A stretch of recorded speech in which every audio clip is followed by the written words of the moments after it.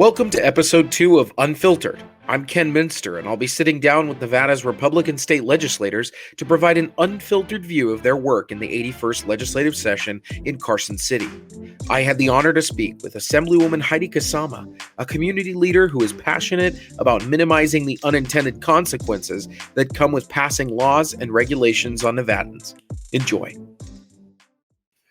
So, Assemblywoman, thank you so much for taking some time with me. Thank you for dealing with my, little random technical issues. We're very grateful to have you representing us in Carson City. I'm going to take just a few minutes of your time to talk with you tonight. And I really appreciate your time. Can you tell me a little bit about yourself? Tell me a little bit about your family. And how they're doing with you up in Carson City for 120 days. How are things going? Well, my family would say not well. As I said, I'm very fortunate. My family likes me. They like having me around. I have a husband who loves me. I'm very, very fortunate. So he misses me. Just I was down there last week and he goes, we're only 25% of the way through. I goes, I just don't know if I can handle this. So can't do it. Yeah. It's very sweet. It's very kind. He's also one of my biggest supporters. My daughter works for us as well. Serena, you know her. She's 24 years old. So we stole her away she was working with a finance company in San Francisco after graduating there, and we brought her back to the family business, and so we're very busy, and so she's helping us in our real estate business, which is my main profession at this time. But yes, I have my two daughters. My older daughter has blessed me with two grandchildren who are just so cute and love them. And then I have three stepdaughters as well. So it's a yours, mine, and our family. Peter had black hair when I met him, but it's completely gray now from all the girls. So. I was going to say that's what having daughters does to you. Yes. Yes, absolutely. And Serena is an absolute bright spot in our movement in Nevada. It was wonderful to work with her, and hope we can work together again. And so they miss you. That's a good thing. The bad thing is they miss you. So yes, that's right. Well, that's good. So we're glad to have you up there, and it's a short session, but also the longest session because it's your first one. And so, can you tell me a little bit about your profession? What brought you, as the former president of the Las Vegas Realtors, to run for office, run for assembly in Nevada? Well, my profession started way back when I was a CPA for 20 some years. That's how Peter and I both met. We were both CPAs, and I used to do audits and tax returns and corporate taxes, audits of state institutions, educational, higher education, as well as women's abuse shelters, health and welfare organizations, smaller businesses. So a great background. I have a Bachelor of Science in Accounting. And so that's really where I kind of started. And then we started with real estate, assisting our clients through our CPA practice. And then I got my real estate license. So did Peter. We started helping our clients with that kind of part-time, and then eventually sold our practice and ended up moving to Las Vegas from Seattle, which was very wet in the winter. Peter likes to play golf. So he's like, this is not going to work after we sold the CPA. When we were CPAs, we sat inside all winter doing taxes and audits. And then we finally sold it. He's like, this is not working. And so we ended up moving to Las Vegas. I was a little hesitant to move to Nevada. I'm obviously a cheerleader for Nevada now. I think it's one of the best kept secrets. I think it's an incredible state. We have so many things to offer. Our state is so varied. We have more mountain ranges than any other state in the U.S. and we're mineral rich. We're the number one gold producer in the world. We have really great climate, a few hot months in Las Vegas, but overall we really have tremendous weather. And I just come to love our place, our Las Vegas, and our state of Nevada. And so jumped into real estate here and owned my own brokerage for a while, and then merged that with Prudential, which became Berkshire Hathaway. I'm now the managing broker for Berkshire Hathaway Real Estate in Summerlin. I manage 230 agents, so I have a large office. So I'm used to a lot of problems, issues, a larger organization. And through working in real estate, the realtors suggested I, with my experience, start on the finance committee. And I said, no, I didn't have time. And I started on the finance committee, and then they said, you should run for the board of directors. And I said, no, I don't have time. And then I did that. And so eventually I became president for the Las Vegas Realtors. And then I ran for the state and became state president for Nevada Realtors for the entire state, which is about an 18,000 member organization. So that's Wow. a large organization to deal with policy, which is what we're doing here. I was on the legislative committee for the realtors, looking at bills that affect realtors. Was pretty concerned about some of the bills that I saw, because I thought a lot of unintended consequences come out of bad legislation. And I think we have to make sure that we take time to view that, have our voices be heard. And eventually the suggestion was that I should run. And I said, no, that I don't want to do that, because that's a dumb idea. And then eventually I was talked into it, and I ran, and here I am. And so my goal is, the concern I started with is to pass meaningful legislation that doesn't have unintended consequences, that is actually not politically motivated, but is motivated for the citizens of the state of Nevada, that does the right thing and has the best impact, and that does it as efficiently as possible. And that is my goal sitting up here, to look for that type of legislation, support that legislation, and pass that type of legislation. What a year that you decided to become Assemblywoman. What a session to have as your first session. It's incredible. But you've such a long history of leading these organizations, and finding that pathway to meaningful solutions. I believe you're well fitted for such an odd legislative session, and we're so glad you're up there. What are you focused on housing issues? Is that too cliche to ask the president of the Realtors Association to ask you about housing issues right now, or what is your number one priority? Well, I have several bills that I'm working on, and some that, and they're not just related to housing. I'm concerned about some of the housing bills that have been brought forward by other legislators. I would say the only housing bill I have was in the last legislative session, SB1 had. It was hastily done during a special session to bring about an eviction mediation program.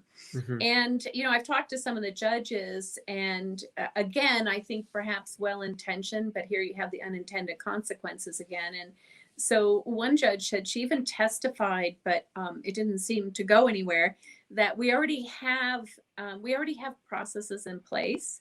If you feel the eviction is not correct, it hasn't been filed correct, you can go and request a hearing. You can go before the judge. They will delay it. We already had processes in place. I believe that this adds extra work and extra layer that is difficult on the court system. Sure. And so it plugs it up so that the courts can't even process all the things and process them well. Now they have extra layers. I think that's an unintended consequences. We already had processes in place to protect those that wanted to request more time or felt something in the eviction. So, So I just have a bill to just sunset that.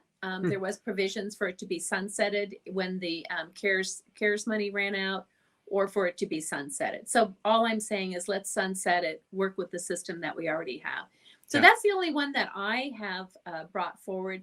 One of the other bills I brought forward was working in conjunction with Las Vegas Global Economic Alliance, is to promote economic development. We have certainly seen during COVID, we see the difference, I believe, between Northern Nevada and Southern Nevada, where the diversification in Northern Nevada has really helped the economy up here, weather the storm much better than, again, Southern Nevada, which is still highly dependent on the tourism industry. We went through it 10 years ago during the Great Recession, and we're right back having the same unemployment, distress in our communities. And so working with them, their goal already is to promote economic development. We have the Governor's Office of Economic Development. That's another great office that is working to do that as well. So this bill is to look at some improvements to those areas to increase funding, because again, even though funding is tight, if we don't diversify, we will continue to have this cycle. So we can't just say we need to diversify. We need to support doing that as well. And so that's one of the points of my bill, as well as allowing some flexibility in the bill so that we can bring in more businesses that are looking for different ways that the state of Nevada would be a right fit for them. So allowing for some flexibility with that. So that's a bill that I'm That's excited wonderful. about. Yeah, that's a good one. The other one, just like any citizen, I'm looking around going, why don't we have more doctors and why don't we have more care? And I think part of that is policy driven. Part of that is driven by, I would say, our explosive population growth over the last 10 to 15 years. But I believe that we've put some perhaps roadblocks or hindrances into bringing the doctors in and supporting them. It's great news to see that UNLV School of Medicine just got accredited. That's our second accredited state university for medical, which is great. But how do we bring our brightest and best back? So this bill is to look at how can we incentivize, because we have to face it. We don't have the big medical centers. We're not MD Anderson in Texas. We don't have Scripps in California. So if you're the brightest and best, why aren't you going to go to those locations? And they continue to go there and fill those. But what can we do as the state of Nevada? So we need to incentivize them. So my bill is looking at, even if you're, part of your residency program happens to be at one of those great places, let's give you a stipend or a fellowship to let you stay there and get the best training, but then bring you back. So it will have ties to it that get that training, because we need that training, bring it back here to Nevada. And we will help, fund you with fellowships while you're there, but it is tied to your coming back to the great state of Nevada. And then also for people that come here and open up a practice here, and there's certain parameters, you practice for several years here, then we will work on forgiving your student loan debts. And so how can we incentivize to bring people here? I've been speaking to the dean of the UNLV School of Medicine, as well as the dean of UNR School of Medicine, and working with them to fine tune this bill a little bit that will be coming out. And so I'm very excited about that, because that's something people are excited about. I'm kind of looking at it from a 30,000 foot level. I do not have a medical background. I'm looking at it from a citizen standpoint. Why don't we have that, and what can we do? And I just started calling people. So that's incredible. What a novel idea to ask the people on the ground instead of, making it up in your head. Yeah. I wish more legislators would do that. What is it more that we're losing them at the residency position? Is there not enough residency positions in Nevada? Is that why they're leaving? Or is it that they're not coming to UNLV School of Medicine or UNR first? And we don't have enough residency. Okay. It's the residency. So we're kind of, UNLV School of Medicine just got accredited. So we didn't have a program that was accredited. Right. And so we just don't have enough residency programs. We need far more doctors than we have the residency programs. So I think past legislation has said that you had to be a resident here. Right. To get some of these benefits. And so I'm talking to the people that know, and they go, we can't fill the need because we don't have enough residency programs. So why are we penalizing people? And we don't have enough of the specialty programs, whether it's neurosurgery or whatever it might be. We don't have enough of those specialty programs here. So let's not say you have to do that when we don't even have it here in the state yet. Right. To even keep you. How can we bring the brightest and best back? So let them get great training. Let them come back here. And so I thought that was just a great idea. Let's promote that. Let's bring that here and bring them here. And of course there is, there are ties that you have to come here. Otherwise you have to pay it back. And so, just having, parameters in there on the best way to promote this. So excited about that. And that's something that, again, helps our entire state and all of our citizens. Well, those all of those sound like excellent legislation, and that seem like they're accounting for unintended consequences. I love that is a theme of yours, because there's a lot of well-meaning legislation, but Absolutely. it's the unintended consequences. So Mhm. that's wonderful. It Yeah. reminds me, I remember in my real estate office, I had a meeting and I said, what would everybody like to make this office better? And they all said free iPads. And I said, well, that's not happening, and so, sometimes it's the same thing. We can have a Yeah. wish list of everything we want to Yes. provide to everybody, but we have to understand we can't do that. So how can we provide the best to our citizens most efficiently with the funds that we have? That's wonderful. Those are great bills. And Assemblywoman, my biggest thing is, though, and I've said this in previous interviews, I don't think regular rank and file Republicans, and it's not just about Republicans, I don't think they know what's going on in Carson City to be able to know how they can help.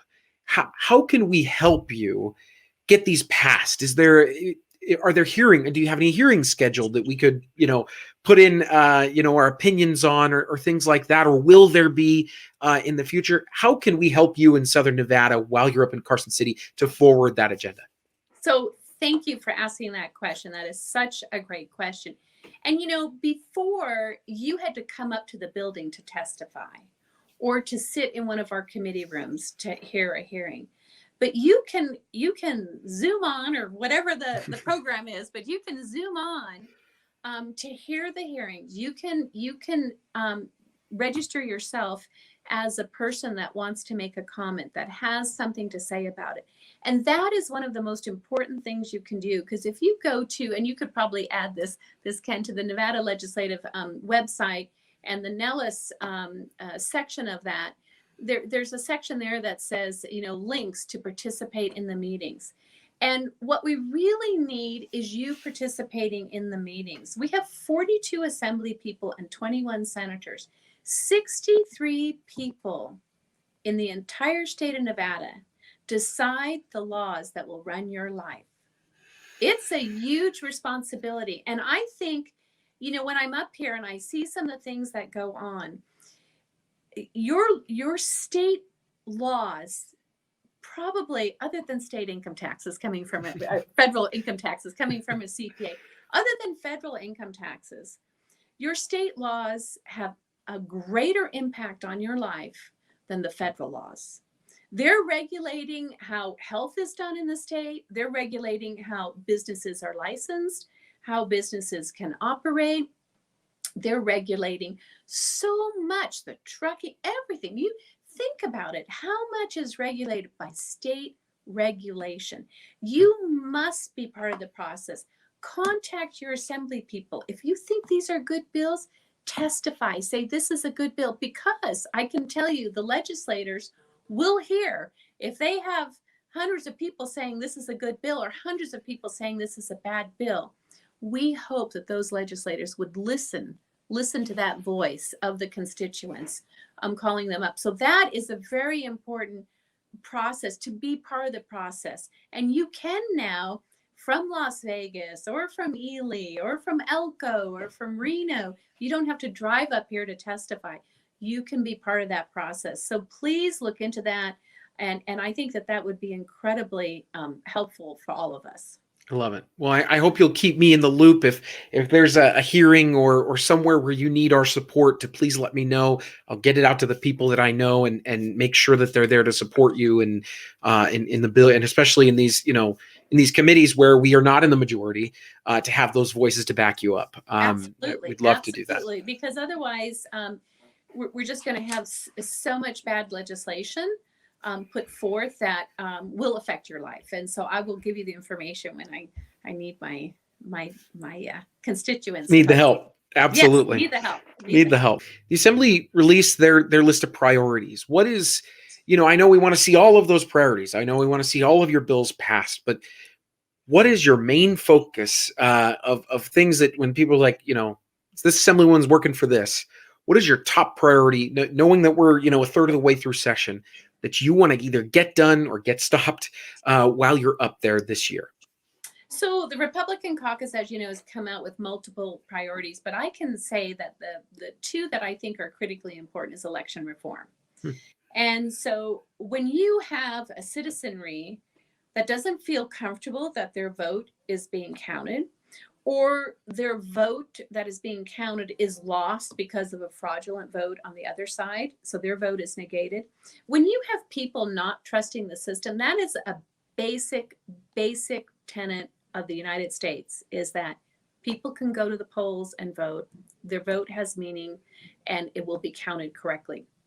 And so I think that that is critically important, that we have election reform. Now, let's be realistic here.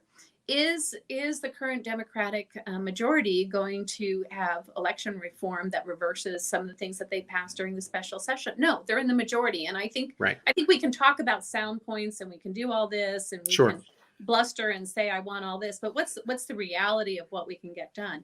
So you know what I did. This is how I think. What can I do that can get passed? What can I do that can make a change? So again, where do I start? I called the Secretary of State's office and I said, hey, can you just explain the process to me? What is working right? What is not working? And what are things that we can do to help improve the system that everybody can agree on? Right. And so I have a bill regarding election reform that I work with the Secretary of State's office. And one of the things that we have is each county clerk needs to clean up the voter registration polls 90 days before an election. They need to have the names removed that are no longer registered voters. And so it sounds like perhaps that isn't consistently being done. So my legislation is because what I find out is it's not the Secretary of State, it's the counties that run it. And each county seems to be running it just a little bit different. So from my background in business, I'm like, well, why is that happening? what can we do to make this consistent and better so that we have good elections? And so my bill is simply to say that not only is that supposed to be done, you have to sign an affidavit that it's being done. And if you don't do it from each county, it will be posted on the Secretary of State's website. And then also that other state agencies must work with the Secretary of State to provide information that helps them keep the voter records. Let's say the Department of Motor Vehicles must cooperate with the Secretary of State. Simple, common sense solutions that help make it better. And that, I believe, everybody should be able to support that and vote for that no matter what party, because that is actually just tying up things that are supposed to be being done in our statute and having agencies talk to each other to clean up those voter records. So I'm excited about that too, because I believe I can garner bipartisan support for that.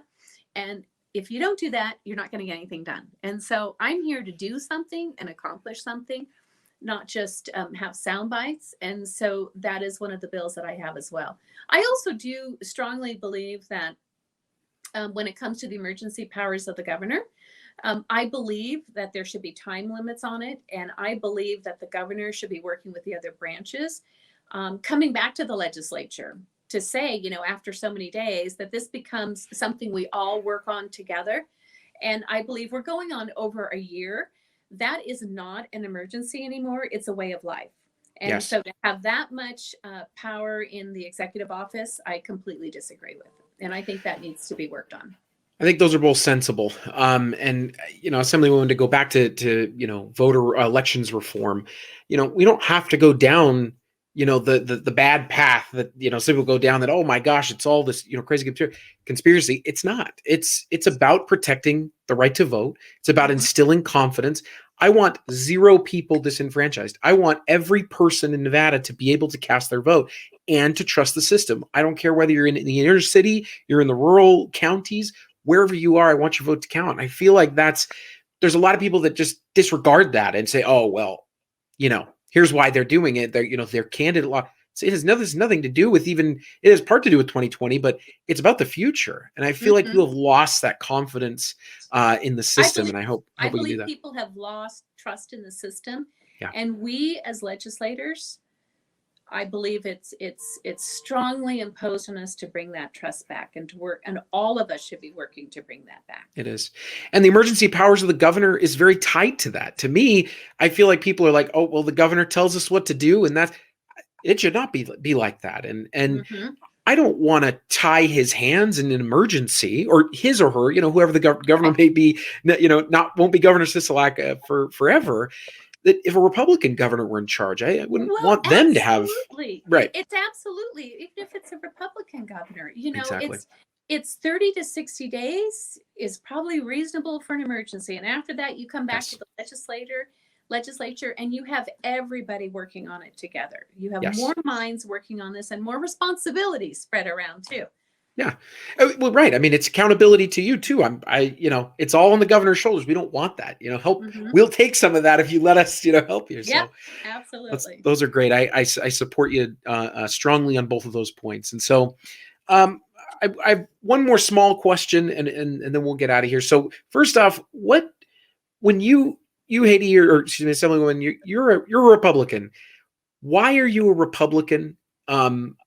How did you come to that? Why, what made you become a Republican, and why did you run as a Republican? What are your core values that tie you to that? And I know not everybody's tied completely to a party, but it tells you a little bit about your values. Can you tell me a little bit about that? So the main reason is I believe, in some of the basic tenets of the Republican platform, which is individual freedom, limited government.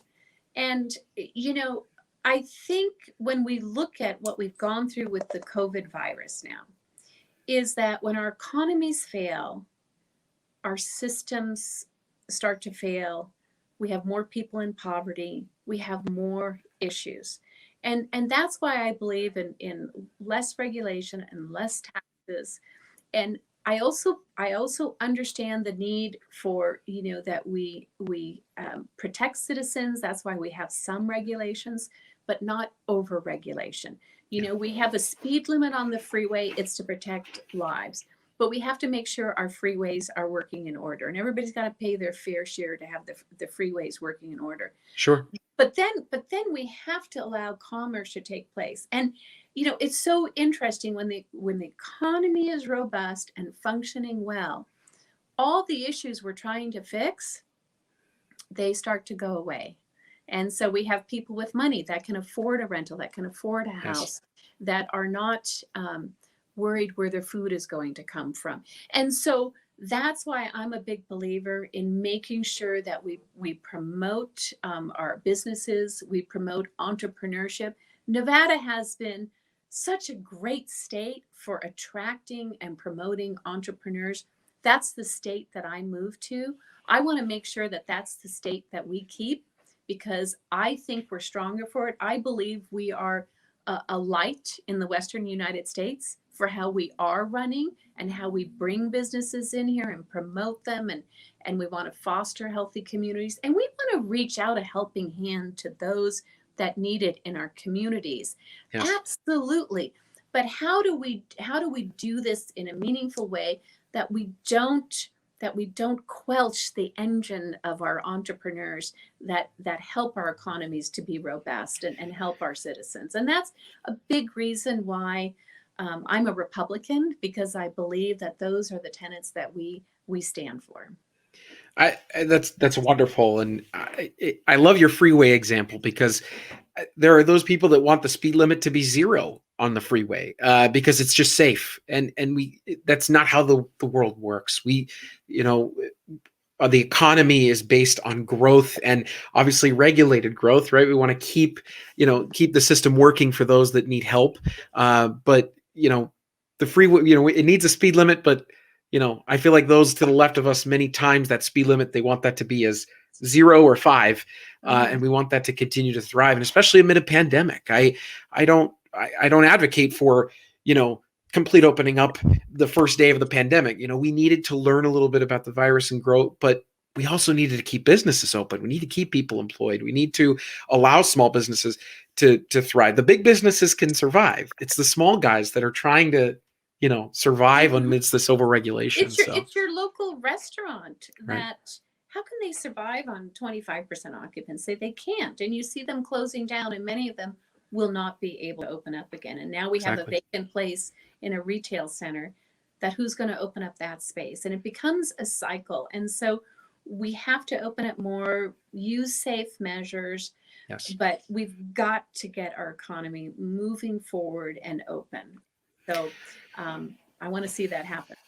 I agree. Wonderful. Lastly, what are you reading right now? I know you're reading bills and you're FaceTiming your family back home, but on the flights home or things like that, are you watching any TV? Are you reading any books that are interesting to you?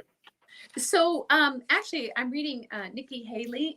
With all due respect, I don't know if you've read that book. So it's very interesting because she came from humble beginnings as well. I did. My parents were immigrants. They didn't speak English. I didn't learn English till I went to public school. Wow. In kindergarten, and so I'm an immigrant family as well, and so is she. So it's just very interesting for me to read her story. And then we're starting as a family to watch The Age of Samurai, the Battle for Japan, which is a feudal, it's a Netflix program regarding the 16th century feudal Japan. So it's just kind of very interesting since my husband's from Japan. My daughter has studied over there. So we're going to start watching that as a family. So we enjoy that kind of history and a little battle and war in there too. So I love that. Well, I hope you guys will get time to do that. Maybe you can share screens while you're in Carson City with them to be able to do that. But I very much appreciate your time. Thank you for fighting for us in Carson City, and we'll check in with you hopefully before the end of session, and hopefully we'll be able to support you in what you're doing up there. Wonderful. Good seeing you again, Ken. Thanks, Assemblywoman. Appreciate it. Okay. Bye-bye.